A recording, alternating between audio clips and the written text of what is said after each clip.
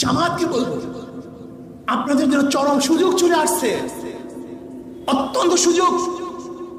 হক্কানি ওলামায়ে কেরামের সাথে আপনাদের সাথে যে বিরূপ আছে, যে মতনৈক্য আছে, যেহেতু কালকে নির্বাচন নয়, নির্বাচনে একটু সময় লাগবে, সংস্কার করার পরে নির্বাচন হবে। কাজে আমি জামাতকে বলবো, হক্কানি ওলামায়ে কেরামের সাথে আপনাদের যে মতনৈক্য আছে, জলদি জলদি সেই মতনৈক্যগুলি দূর করে ফেলেন। এই আন্দোলন সবার আন্দোলন। এর জন্য আমি বর্তমান অন্তর্বর্তীকালীন সরকারকে বলবো, সংস্কার করুন। যেখানে যেখানে সংস্কারের প্রয়োজন আপনি সুন্দর মতো সংস্কার করুন। রাতারাতি যারা ক্ষমতায় যেতে চান, আমিও তাদেরকে বলবো, আগে দখল মুক্ত করেন, দখলদারি করার অভ্যাস ত্যাগ করুন, তারপরে দ্বিতীয়বার ক্ষমতা যাওয়ার স্বপ্ন দেখুন। 16 বছর কোথায় ছিলেন?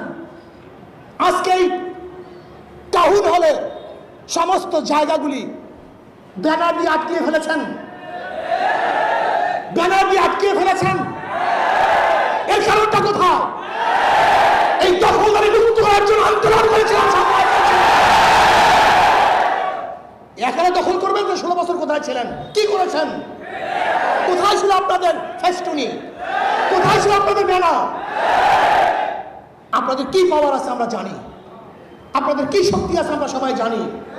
খবরদার, স্পষ্ট কথা বলতে চাই, স্বৈরাচারী শেখ হাসিনার বিরুদ্ধে আন্দোলন করেছি, সংগ্রাম করেছি, রাস্তায় নেমেছি, বুক পেতে নিয়েছি, মানুষ শহীদ হয়েছে, মানুষ বিকলাঙ্গ হয়েছে, মানুষ আহত হয়েছে, নিহত হয়েছে, কিন্তু পিছপা হয় নাই।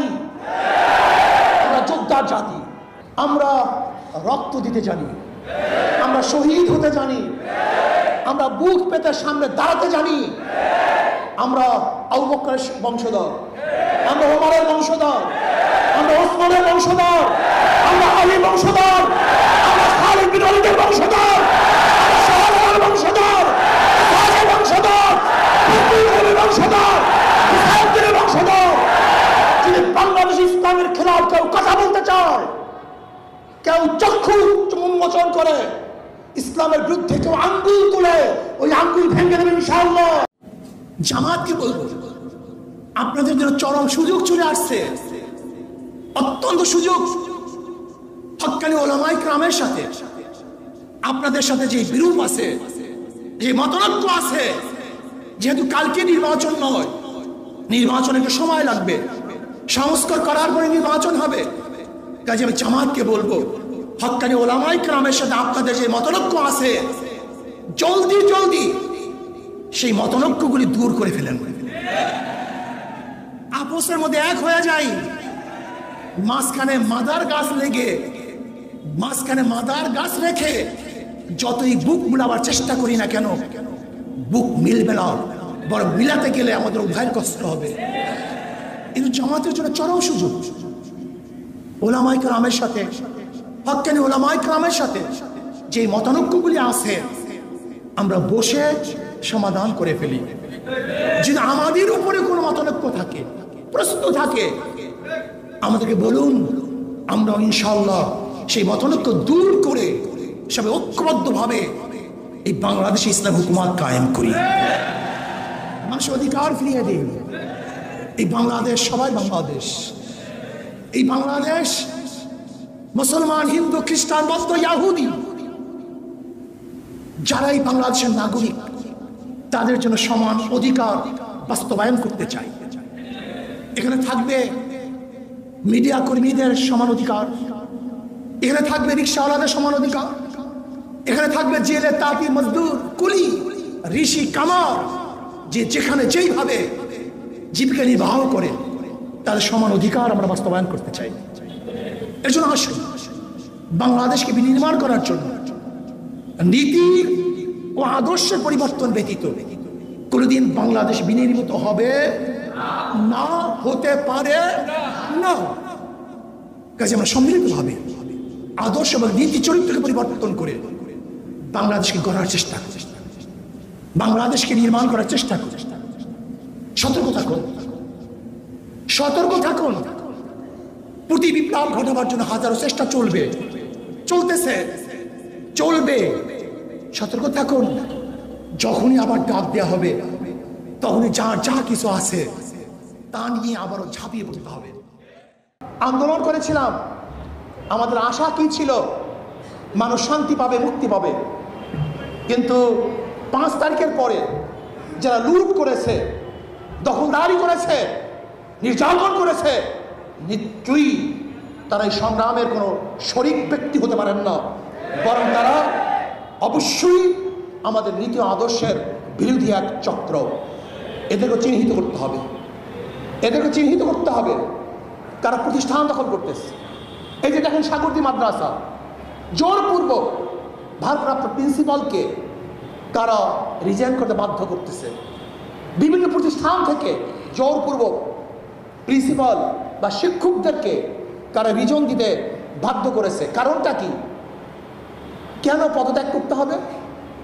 বিচার আছে, যদি অন্যায় করে আমরা তার বিরুদ্ধে অভিযোগ দিতে পারি, অভিযোগ তদন্ত হবে, তদন্তের ভিত্তিতে তাকে সেখান থেকে বহিষ্কার করা হবে। কিন্তু এটা কোন সংস্কৃতি চালু হলো? ছাত্ররা গিয়ে জোরপূর্বক তাদেরকে পদত্যাগ করতে বাধ্য করবে। এর জন্য কিন্তু আমরা আন্দোলন করি নেই। আমি অন্তর্বর্তী সরকারকে বলবো যে শিক্ষা ডিপার্টমেন্টে আছেন, যেখানে যেখানে জোরপূর্বক ওস্তাদদেরকে, প্রিন্সিপালদেরকে পদত্যাগ করতে বাধ্য করেছে, আপনার তদন্তের ভিত্তিতে যদি তারা দোষী না হয় তাদেরকে দ্বিতীয়বার সেখানে কাজ করার সুযোগ করে দেন। এইটা আমরা চাই, আমরা বৈষম্য চাই না। আমরা আওয়ামী লীগের বিরুদ্ধে মিথ্যা মামলার অভিযোগ তুলি, আওয়ামী লীগ মিথ্যা মামলা দায়ের করেছে। কিন্তু আজকেও বরিশাল, এই বরিশাল থানায় গিয়ে দেখেন আমাদের আব্দুল হালিম মাস্টার, আমাদের চরমনি ইউনিয়নের সহসভাপতি, তার বিরুদ্ধে আবার নতুনভাবে মিথ্যা মামলা হয়েছে। আমাদের আব্দুল রশিদ ভাই, আমাদের দায়িত্বশীল, তার বিরুদ্ধেও আবার মিথ্যা মামলা হয়েছে। আমি অন্তর্বর্তী সরকারকে বলবো, আপনারা জানেন জীবন দিয়ে, রক্ত দিয়ে এবং জীবনের মায়া ত্যাগ করে হাজার মানুষ 5ই আগস্টে যুদ্ধে অংশগ্রহণ করেছে। সেখানে মিথ্যা মামলার জন্য নয়, চাঁদাবাজি করার জন্য নয়, দখলদারি করার জন্য নয়, এই মানুষকে মুক্তি দেওয়ার জন্য, মানুষকে আজাদ করার জন্য। যদি আবার মিথ্যা মামলা হয়, আমি প্রত্যেকটা থানা ঘেরাও করব। আলহামদুলিল্লাহ 5ই আগস্ট দ্বিতীয়বার দেশ স্বাধীন হয়েছে। আমরা আশা করি মানুষ মুক্তি পেয়েছে, মানুষ শান্তিতে বসবাস করবে, মানুষ বৈষম্য শিকার হবে না। যে আন্দোলনের মূল দাবি ছিল বৈষম্য বিরোধী আন্দোলন, এখানে বৈষম্য থাকবে না। আমি বর্তমান তত্ত্বাবধায়ক সরকারকে বলবো, যদি আপনি বৈষম্যতা রক্ষা না করেন, সবাইকে সমান অধিকার না দেন, তাহলে আপনার বিরুদ্ধেও কিন্তু এই জাতি আবার খুশি উঠবে। কাজে আমরা চাই না নতুন সরকার আমাদের কথা বলতে, আমরা চাই না।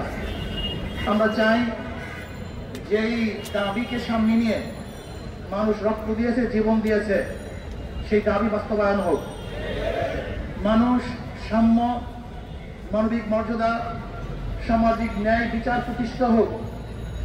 এই দেশ ষড়যন্ত্র থেকে মুক্তি লাভ করুক, নিরাপদ থাকুক। যারা অন্যায় করেছে, জুলুম করেছে, তাদের বিচার হোক। যারা নির্দোষ তাদেরকে মুক্তি দেওয়া হোক। আমরা ইদানিং দেখতে পেয়েছি এই সুযোগে চিহ্নিত সন্ত্রাসীরাও জেলখানা থেকে মুক্তি পাচ্ছে। আমরা এটা কিন্তু চাই না। আমরা চাই অন্যায়কে অন্যায় বলবো, ন্যায়কে ন্যায় বলবো। যারা অন্যায় করছে আমরা তাদের বিরুদ্ধে, যারা ন্যায় করবে আমরা তাদের পক্ষে। আমি প্রত্যেকটা দলের লোকদেরকে অনুরোধ করব, দলের পক্ষ না করে ন্যায়ের পক্ষে থাকুন। যে ন্যায় করবে আমি তার পক্ষে, যে অন্যায় করবে আমি তার বিপক্ষে। যদি এই নীতি আদর্শ লালন করে আমরা চলতে পারতাম, তাহলে দেশের অবস্থা এরকম হতো না। আপনারা দেখেছেন যারা বিবেকবান মানুষ, যারা মানুষ গড়ার কারিগর, সেই প্রতিষ্ঠানগুলির প্রধানদের অবস্থা কি দেখেছি আমরা, ভিসিদের অবস্থা কি দেখেছি, প্রফেসরদের অবস্থা কি দেখেছি। নীতি বিবর্জিত এক সম্প্রদায়কে আমরা দেখেছি, যারা বিগত সরকারের হাজারো অন্যায়কে সাপোর্ট দিয়েছে, যারা বিগত সরকারের হাজারো খুনকে গোপন করেছে, যারা বিগত সরকারের হাজারো জুলুমকে মাটি চাপা দিয়েছে। এটা বিবেকের কাজ নয়। যদি সেই সময় কি আমরা সবাই অন্যায়ের বিরুদ্ধে রুখে দাঁড়াতাম, অন্যায় প্রতিবাদ করতাম, তাহলে আজকে শেখ হাসিনা ফেরাউনের দরজায় পুষত না, সে অনেক আগে সংশোধন হয়ে যেত। কিন্তু আমরা তাদের এই জুলুম অত্যাচারের শিকার করার কারণে আজকে শেখ হাসিনা এবং তার দলের অবস্থা এই পর্যন্ত পুষছে। আজকে যারা অন্তর্বর্তীকালীন সরকার আছেন, আমি অনুরোধ করব, যারা এখনো ওলামায়ে কেরাম, কিছু ওলামায়ে কেরাম আছেন যারা নির্দোষ, জেলে ঢুকে ঢুকে মরছে, তদন্তের ভিত্তিতে আপনি তাদেরকে মুক্তি দান করেন। আর যারা অন্যায়কারী তাদেরকে কিন্তু আবার এই ফাঁকে ছেড়ে দিয়েন না, তাহলে দেশ কিন্তু আবারও সন্ত্রাসের শিকার হবে। আজকে বিডিআর হত্যায় বহু বিডিআর যারা অন্যায়ের সাথে জড়িত ছিল না, যারা অন্যায় করে নাই, গুলি চালায় নাই, এবং হাজারো বিডিআর আজও জেলখানায় ঢুকে ঢুকে বসছে। আমি অন্তর্বর্তীকালীন সরকারকে বলবো, আপনি আবারও দ্বিতীয়বার শেখ হাসিনা সরকার সময় যে বিডিআর ভাইদেরকে অন্যায়ভাবে সাজা দেওয়া হয়েছে, তাদের ব্যাপারে আবার রিএক্সামিন করে তাদেরকে যারা অপরাধের সাথে জড়িত না, তাদের মুক্তি দেওয়ার ব্যবস্থা করুন। আজকে জয়ের বক্তব্য দেখলাম, এদেশের সংবিধান রক্ষা করার জন্য সে ভারতকে আহ্বান করেছে। যেই ভারত আপনাদেরকে রক্ষা করতে পারে নাই, সেই ভারত আমাদের দেশের সংবিধান কিভাবে সংশোধন করবে? না, আমরা অন্য কোনো দেশের হস্তক্ষেপ আমাদের দেশের সংবিধান সংশোধনের জন্য চাই না। আমাদের সর্বকালীন কোনো বিষয় কোন রাষ্ট্রের হস্তক্ষেপ আমরা চাই না। আমাদের দেশের সমাধান, সমস্যার সমাধান এদেশের জনগণ করবে, অন্য কেউ করতে পারবে না। যদি কেউ আহ্বান করে, আমরা মনে করব তারা দেশদ্রোহী, তাদেরকে বিচারের আওতায় আনা উচিত। আজকে হিন্দু সম্প্রদায় মিছিল মিটিং করতেছে, মন্দিরে আগুন দেওয়া হয়েছে, অমুক নির্যাতন করা হয়েছে। আমি বলবো, কোন হিন্দু সম্প্রদায়ে মন্দিরে কোন ব্যক্তিকে আক্রমণ করা হয় নাই, আগুন দেওয়া হয় নাই। বরং এদেশের 99% হিন্দু তো আওয়ামী লীগ করে, তারা তো আওয়ামী লীগের লোক। আওয়ামী লীগের হাজারো মুসলমানদের উপরে যদি আক্রমণ হলে সেটা সাম্প্রদায়িক আক্রমণ না হয়, তা আওয়ামী লীগের কারণ হিন্দুদের উপর আক্রমণ করলে সেটা সাম্প্রদায়িক হবে কেন? আজকে হিন্দু সম্প্রদায়কে সামনে নামিয়ে আবারও দেশকে ধ্বংস করার নীল একটা নকশা আঁকা হয়েছে। আমি অনুরোধ করব তত্ত্বাবধায়ক সরকারকে, আমি অনুরোধ করব আপনি হুকুম জারি করেন, প্রত্যেকটা মন্দিরের মধ্যে সিসি ক্যামেরা লাগাতে হবে। প্রত্যেকটা মন্দিরে সিসি ক্যামেরা থাকবে। যেই মন্দিরের মধ্যে সিসি ক্যামেরা থাকবে না, সেই মন্দিরের উপর আক্রমণ করলে এই দায়িত্ব সরকার এবং এই জনগণ গ্রহণ করবে না। আমরা বিগত দিনে দেখেছি, আসলে মন্দির নিজেরা ভেঙে এই বাংলাদেশের জনগণের উপরে চাপিয়ে দেওয়ার চেষ্টা করা হয়েছে, এখন হচ্ছে। এর জন্য আমি অনুরোধ করব, প্রত্যেকটা মন্দিরের মধ্যে সিসি ক্যামেরা লাগানো হোক।